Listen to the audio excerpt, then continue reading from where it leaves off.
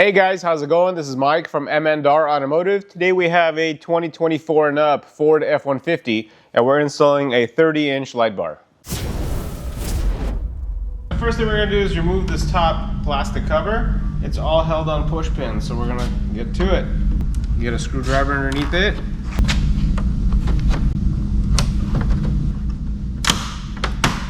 So now we're going to get to the second level.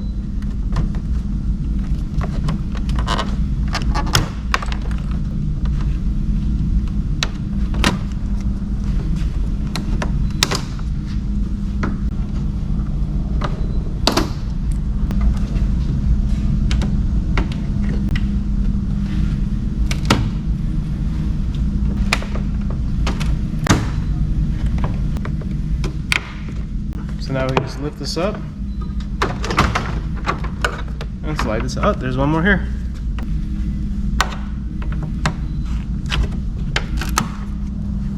So now we're going to remove the plastic piece and get it out the way. Okay, so now I'm going to go ahead and remove all the push pins and the front of the grill. So I'm going to start off on the side here. So these, you got to put a little pressure and kind of pry them on all sides. They're a little tight in there, but it's still a push pin, and you can see when I remove it, a lot of little ridges that it has to get through, so these are a little harder to get out.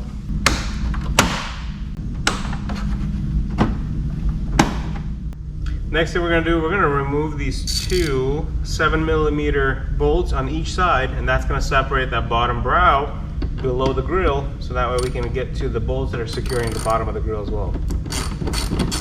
So now that we remove two on the driver's side, we're going to do the same thing on the passenger. Alright, so now we're going to remove these two. Once again, it's a 7mm socket. Alright, now follow me on the driver's side. Okay, so now that we got all the bolts removed, let's go ahead and unclip it. I'm going to grab the side, and I'm just going to unclip it forward, and just going to work my edge along the edge of the front of the grill. So this is all just clips.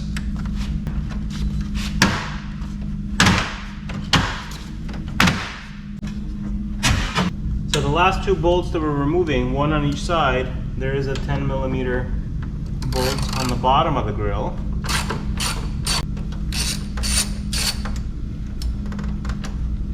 There it is. So now we're going to go ahead and unclip the front end. I'm going to go ahead and pull on the trim, and it's going to start separating.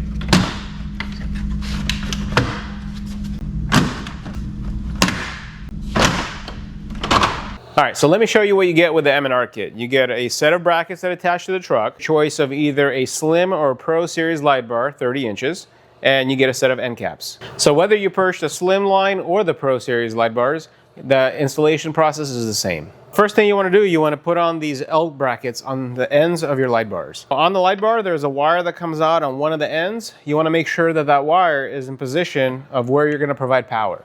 In this case, on the F-150, the power is going to come from the passenger side, so you want to make sure that the wiring is also on the passenger side. I'm going to start with the passenger side bracket first. We're going to use supplied hardware, and we're going to install the L brackets. Notice the orientation of the brackets. Where the stud comes out, it goes towards the inside of the bracket. So we're going to attach using supplied hardware, and we're going to tighten the Allen bolt. So on the Slim light bars, there's only one bolt that holds the light bar to the bracket. On the Pro Series light bar, there's two. So there's two holes here. So we're going to use the same L bracket. We're going to attach it with a stud pointing down and the L of the L bracket going towards the center. And we're going to use two bolts on each side to secure it. So now that we have the end caps installed on the light bar, we're going to go ahead and install the brackets that are going to go on the truck. So now I want to show you the brackets. You get a D and a P, driver and passenger. Each bracket has a hole. That's going to be for this stud from the L bracket, and it also has a rounded oval. That's going to be for the bolt that we're going to use on the back of the frame of the bumper. So let me show you how to install it. So we're going to start with the driver's side first. From the back of the bumper, you see you have three bolts here. We're going to use the middle one. So you have 1, 2, 3. We're going to use this one. We're going to remove it. We're going to thread the same bolt through our bracket and retighten it. And it's a number 13 wrench that I'm using. So we're going to remove this bolt and we're going to thread it through the oval part. So whenever we're installing, you want to press down on it so it presses down on this rubber trim piece. And then you have this tab that's going to be sticking out from underneath the grill, and it's going to give us a mounting point for our L brackets. And as I'm tightening this bolt, I'm not going to tighten all the way because I still want adjustability to center the light bar. So on the passenger side, you have 3 bolts here. We're going to use the center one. And go ahead and remove it. We're going to align the bracket and rethread the bolt. Once again, I'm going to thread it and I'm going to press down on this bracket. And I'm not going to tighten it all the way because I still want adjustability. So I'm going to go ahead and remove these nuts from the studs, and we're going to thread the light bar in these 2 holes. So now you can see it's not fitting, so because we didn't tighten it, we have adjustability of that bracket. And now I'm going to use the center of the light bar to align it perfectly in the middle of the truck before I tighten the final bolts. Once you find the center, you want to tighten those bolts, and I'm going to press down on it so that way it sits nice and flush with the body of the bumper. Alright, so the bolts are tightened and the light bar is centered. Let's go ahead and run our wiring. I'm going to run it through this hole here to get it into the engine bay. When the grille's on, it's going to be very tight because of this weather stripping. It's going to be hard to run or pull any wire. We can take the light bar and we can kind of set it here. And let's go ahead and reinstall the front grille and put the light bar back on after. So we're going to use a reverse order when we remove the grille in order to put it back up. So same thing, we're going to reinstall the bottom trim piece.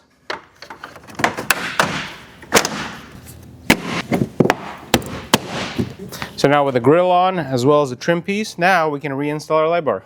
So we're going to thread our studs through those brackets and we're going to secure them using the provided nuts. And this is a number 11 wrench. Alright, perfect. So now we can get to wiring. If your vehicle is equipped with factory auxiliary switches, you can connect your light bar power wires directly to them.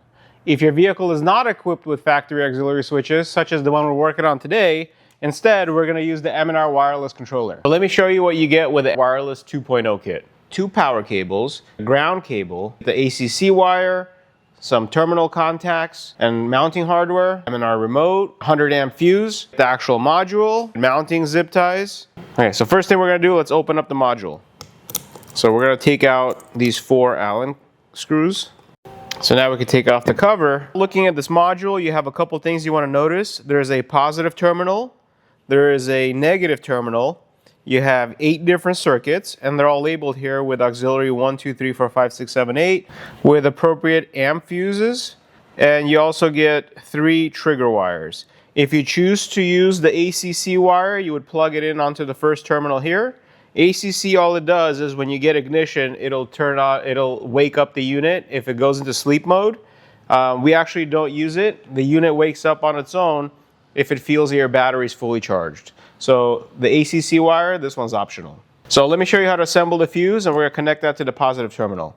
So you have 2 terminals. You have one that goes towards the battery, you have one that goes towards the module, and there's a brake button in here. So if you press this button, it actually disengages power going through it. So I like to actually reset it and then turn it on towards the end of our install. So reset, and let's connect the 2 power terminals. So one of them is labeled BAT. That's going to be the one that goes towards the battery. So I'm going to take one of the power cables. I'm going to slide it under this nut, and I'm going to tighten it. So the side that says BAT here, that's going to go towards the battery. On the second side, it says AUX, load. So this is the side that you want towards your module. So same thing. I'm going to loosen it. I'm going to slide the terminal underneath the nut, and I'm going to tighten it. So the side where it says load, we're going to connect this terminal onto the positive terminal of the module. So I'm going to slide it underneath.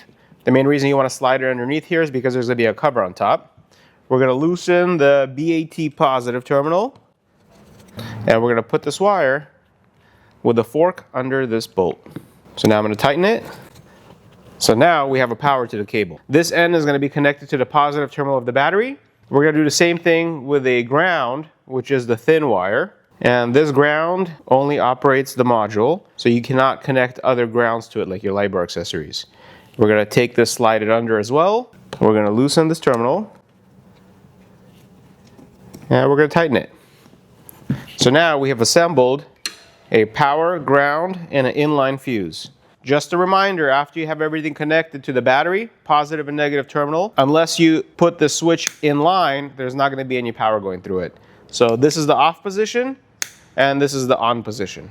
So now we can go ahead and install this on the truck. Let's go ahead and connect a positive and a negative to the module. So for the positive, we're going to use a bolt on the positive terminal. We're going to loosen it, slide the terminal from the red wire underneath it, and we're going to tighten it. And we're going to do the same thing on the ground, which is the skinny black wire. We're going to loosen it, slide the terminal underneath it, and we're going to tighten it. So if you see here, there is a solid green light. This shows you that the module is receiving proper power and that it's grounded well. So now we can connect our light bar to the module. So if you purchased a slim light bar in either white or amber, your light bar is going to have two wires. It's going to have a red wire, which is the positive, and it's going to have the black wire, which is the ground. If you purchased a Pro Series light bar or a dual function light bar of the slim model, you actually get a third wire. It's a white wire. So this is the power for the amber daytime running lights. So we're going to go ahead and separate the black wire from the other two, because the black wire is the ground, and we're going to ground it to the negative terminal of the battery. And we're going to provide power to the red and the white. Take the red and the white wire, and we're going to slip it underneath that slot. There's going to be a cover here. So switch number 1, we're going to use that terminal for the main function. In this case, is going to be the powerful white light. And switch number 2 is going to be the white wire, which is the secondary function, the amber DRL. It's the low intensity amber backglow. Once again, if you have the slim line, you might not have a white wire. All you have to do is just connect the red. So that leaves us with one black wire. So that's going to be our ground. So for the ground cable, we're going to attach an eyelid, and we'll actually ground it in the same spot we did the ground for this module. So we're going to attach an eyelid. We're going to crimp it. We're going to go ahead and loosen this nut. Slide our eyelid on the terminal, and we're going to put this one right underneath it. That's the ground from the module, and we're just going to tighten it. So as far as final placements, there's two ways of mounting this module. So you have a fuse box cover here, and you have two holes. You can take this cover off, and you can drill two holes and secure it right on top of this cover. Or if you wanted to, you can use zip ties that come with the kit. There's little eyelids here, and you can zip tie it anywhere in place. There's a factory harness, there's a rod here. So just get creative. All you want to do is just make sure that it's nice and stationary. All right, so this is the 30-inch slim. You have the amber backglow, low intensity amber, and then you have the powerful white light. All right, and now let me show you the Pro. So with one button, it's the amber DRL, low intensity amber daytime running light, and then with another switch, it's powerful white light. Thank you guys for watching. I hope you guys enjoyed this video and got the confidence that you need to install this product yourself. I know you guys are going to absolutely love it.